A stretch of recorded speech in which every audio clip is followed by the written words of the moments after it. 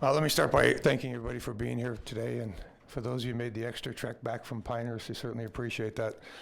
By now, you all know that we have hired our next head coach, and that is Bill Peters.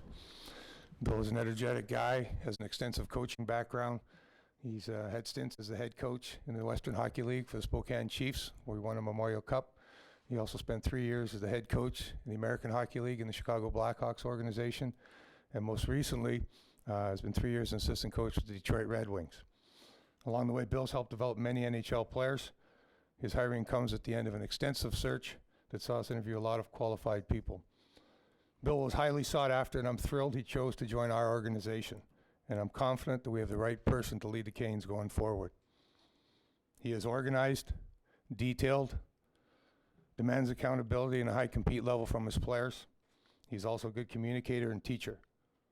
All attributes we felt were important for our next head coach to possess. He also comes from winning cultures, and I personally am excited to start working together with Bill to build a Stanley Cup contender here in Raleigh.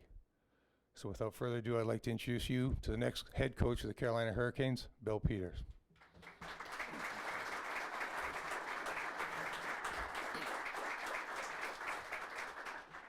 Well, thank you. Thanks for all being here. First off, I'd like to thank Mr. Karmanos and Mr. Ron Francis here for the decision they made to bring me to Raleigh. I'm excited about the opportunity. I'm excited about the opportunity working with the rest of our management group. I think Ron has put together a very good staff here. Had a really good visit this morning with Rod Brindamore. Really excited to get to know him better and get started. It's an exciting time here in Raleigh and for the Carolina Hurricanes. We're going to have a hockey team that's a competitive hockey team. We know where our challenges lay, but we're excited about the challenges. We're going to set the bar high. We're going to give our fans something that they can be proud of and they'll want to watch each and every night. So right now for me, it's a great opportunity for me and my family. My family was more than pleased to be coming to this area. Our phone's been ringing off the hook, not only with congratulations, but also with, they always throw in, and it's a great area, and it's a great area. So I think my wife and my kids are going to be busy entertaining people as we're busy winning hockey games. Please look for the microphone to ask a question. Just a couple things for Ron, right quick, if I could. Do you have a length of contract that you? It's a 3-year contract. Can you name roughly how many candidates you had for the job? How many had more than one interview? And did any teams not give you permission to talk to candidates? No, it's a pretty extensive search.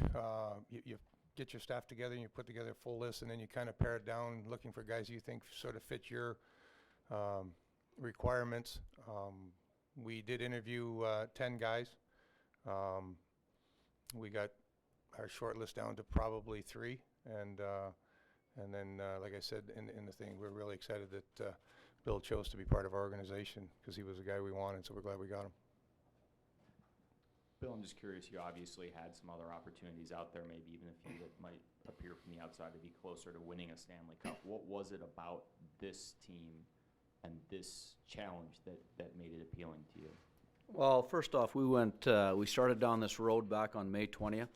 So I think we developed a pretty good comfort level with myself, Mike Vellucci, and Ron. And then as we went into the second interview, I got to meet a lot more of the management staff and some of the people. And it's just very comforting with the communication we had over the past 4 weeks. But when I did my due diligence and went and looked at rosters and the teams that I was interviewing for, we're not far off. I liked our depth down the middle. I think we have a great one pair in Sekera and Falk. Obviously, we know our challenges lay. If we can fix our power play and be a better team at home and get off to better starts in games, we're going to be a very competitive team. So what we're going to focus on is the attention to detail, and the system and the structure is going to protect the individual. So I think there's lots of pieces here, and it's up to us as coaches and our coaching staff once we finalize it to max our group out. Just a quick follow-up, you said interviews. How many teams did you end up interviewing with? 3. Ron, right here. Obviously, a lot of people may not know what interview processes in the NHL are like. Is it just a strictly, asking Bill questions, he responds back, if you like what he says, then, check him off the list? Or is there more of a more creative process where candidates come in and give you guys a presentation? Can you enlighten us a little bit about how that process works, since it was so lengthy? Well, to be totally honest with you, going into it, I'd never done one before. So, it takes me a little time to do some homework. Fortunately for me, I have a lot of friends who are coaches around the league, so you contact them trying to get a feel for how the process goes, talk to different general managers on some of the things that they, went through. But, there's a lot of things. You want to try and get to know the person, the way he thinks about the game, how it should be played, what he thinks about your personnel, how he would deal in certain different situations. And then you start getting a little more technical as to what's his thoughts on an offensive system, a neutral zone system, a D-zone system. What are your thoughts on special teams? So it gets very detailed, very comprehensive, but, as I said right from the start, it's something that's so important for your hockey team. You have to take the time and make sure you go through it and make sure you get the right guy, and that's what we did. Bill, a lot of coaches talk about accountability. Went through 2.5 years ago when Kirk Muller came in, he said this team will be accountable. Playoffs have been an issue getting to them. What does that accountability mean to you? What exactly will you do to make players accountable? Well, I have the ultimate hammer as a coach, and the hammer is the ice time, right? They all want ice time. They all feel they deserve more ice time. They all want to play in the situations that matches their skill set, and I'm all for that as long as you're giving me the things that I need in the work ethic to play away from the puck, the attention to detail, and that's the perfect marriage when it all comes together. And when it doesn't all come together, I've got to swing the hammer, and then that's when the ice time fluctuates. And as reporters and people who watch a game, you'll say, "Oh, geez, that guy only got 15 minutes tonight. He's averaging 21. Something went wrong. Something happened. Maybe he got dinged up. I don't know." But that's my ultimate weapon, is the ice time. But I want to make players comfortable. I want them to succeed. I'm going to put them in positions to succeed. And if they follow the template and the structure that we're going to play with, they will be successful. We've got lots of good quality players here. We just got to give them a little bit of guidance and let them know where they can negotiate, what's negotiable, what's not negotiable. The work ethic part of it's not negotiable. You look at around the league, at any team that's any good, they're some of the hardest working teams in the league.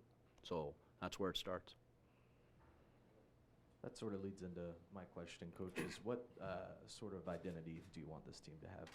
I want to be a hard-working team, obviously, and every coach is going to tell you that, but there's work ethic indicators as coaches that we can pick up on in the game, post-game, watching the video, breaking down the chances for and against and everything else. I want to make sure we're responsible with and without the puck, and we'll go through that in training camp, through the exhibition season, and the guys will know what's expected, and the guys that can deliver and play and do it on a consistent basis are going to be the guys that are going out over the wall and getting the opportunity.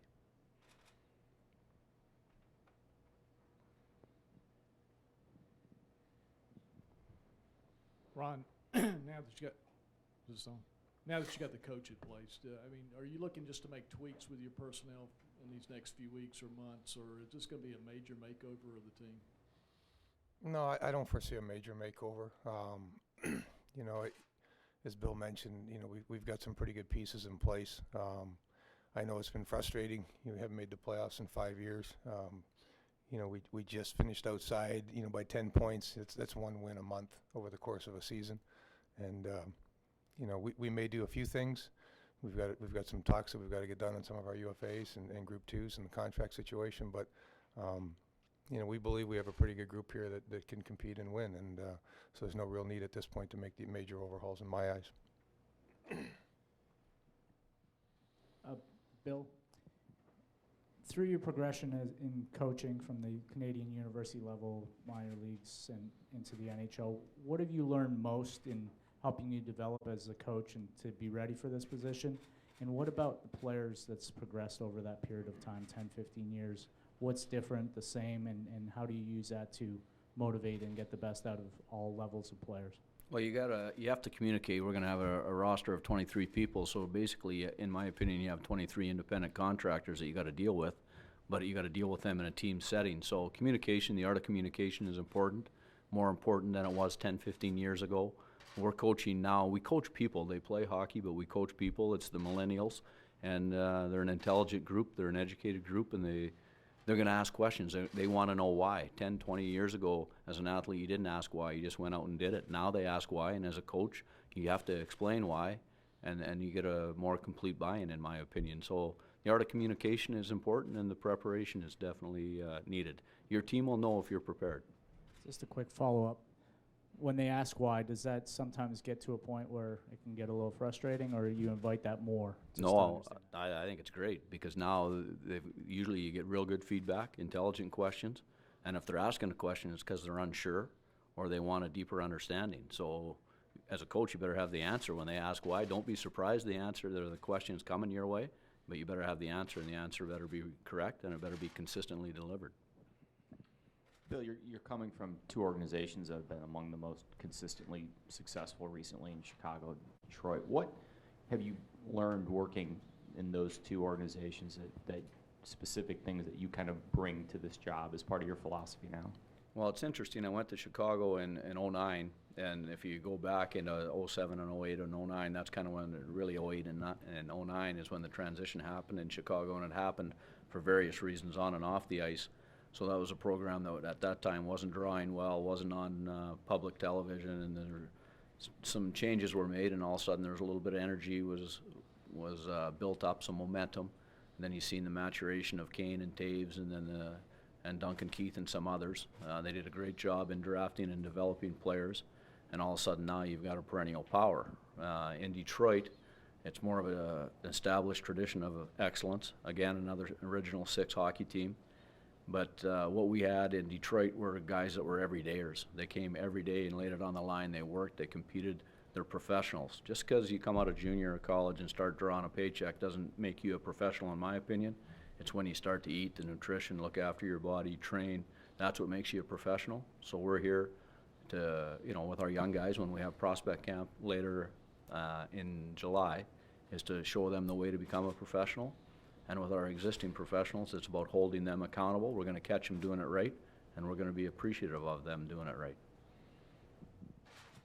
As a first-time NHL head coach, will that influence the way you think about the assistants you hire? I'm going to have more respect for my assistants than most guys would. Assistants, they're huge. They work, they're grinding, they're bringing me the information. The buck stops here with coaching decisions, basically. But we're going to have a good staff. We're going to have a hardworking staff, and we're going to teach. We're going to teach the game. We're going to bring people along. We got some young pros, the Ryan Murphys, the Lindholms of the world, that they're in the NHL, but they've got to develop as they're here. They're not finished products, and we know that, and we got to help them reach their full potential. In your perfect world, though, and again, with all due respect, everyone's a first-time head coach at some point. Yeah. Does that, in your mind, maybe say, I'd like to have one of those guys who's been a veteran assistant for 15 years in the NHL, or does that not matter to you in the grand scheme of things? It could be anybody. It does matter to me, and if you got a list, give it to me, and we're done here today. Because we're looking. We got one opening, and we're looking. But I want the best coach. I want the best coach that's going to fit. And I'll be honest with you, I talked to Rod today. I said, hey, you're going to run one of the specialty teams units. What do you want, the power play, the penalty kill? And you'll be good at either one. And we started hammering away right away. He had a flight to catch at noon. Otherwise, I think we'd still be in the office. So I really enjoyed the morning up to this point. And this is outstanding also. I don't mean anything by that comment. But we're going to have a good staff, and we're going to hire a good coach. And if he's an NHL experienced guy, so be it. But if he's the best guy, he's going to get the job. Bill, by all accounts, you were a highly sought-after commodity. Why do you think that is? What is your greatest, in your opinion, attribute as a coach? And then you spoke of the positives of this team, but clearly something has been flawed. What needs fixing with this roster, as best you can tell at this point? Well, I think I was highly sought after, if I was, because it's not a lot of people in the pool this year. That must be the reason. No, I don't know why I was. I don't know. I'm not going to answer that question. Yeah, ask other people that. I don't know that, but. Your last question was what needs to be fixed. So in preparation for the interview, the first interview, I did a little bit of a project on the Carolina Hurricanes and got to know the organization better by that project. For the second interview, I did a further project, and what jumps out at me, the three things that jump out that we have to fix, flat out have to, if we're going to be successful, and we are. We're going to fix our power play. We have enough skill to have a good power play. We're going to fix our starts to games, Okay, if you're playing from behind in the NHL and you're anybody but the LA Kings, you're losing. Okay, you gotta get out of the gate on time. So we gotta start. We gotta be a 60-minute team that has a good power play, and we gotta improve our home record. No question about that. We've gotta become a harder team to play against here in Raleigh. Coach, could you describe the style or the system that you want to employ with the team? Do you want them to skate wide open or more defensive orientated, or could you describe that a little bit? Yeah, well, I want to have the puck, right? Everyone's gonna coach to whatever their strengths are. If you're not good defensively in the National Hockey League and you don't know how to play in your own end, you know what end you play in. You never get out of your own end. And it's the here they come again feeling. You get the red line and they're right back. They're just down your throat. We call it being half-iced. You never get to go play in the offensive zone. So in order to be a good hockey team, you got to be good in the defensive zone. You got to be efficient. You got to be able to get through the neutral zone and go have fun in the offensive zone. That's where everybody makes their money and everyone wants to be. But in order to get the opportunity to play in the offensive zone, you better have the other two zones looked after. So we're going to be a team that can skate. We're going to be a team that controls the neutral zone if we do it right. And we're going to be able to spend some time in the offensive zone, therefore allowing us to generate more scoring chances and goals. And that's another thing that we've got to do. We've got to score more goals. We haven't scored enough goals here in Carolina to match what our talent level is. So there's ways to go about that. And we're going to get our D-men in the rush. And we're going to play an up-tempo, exciting games that the fans of this region are going to enjoy watching.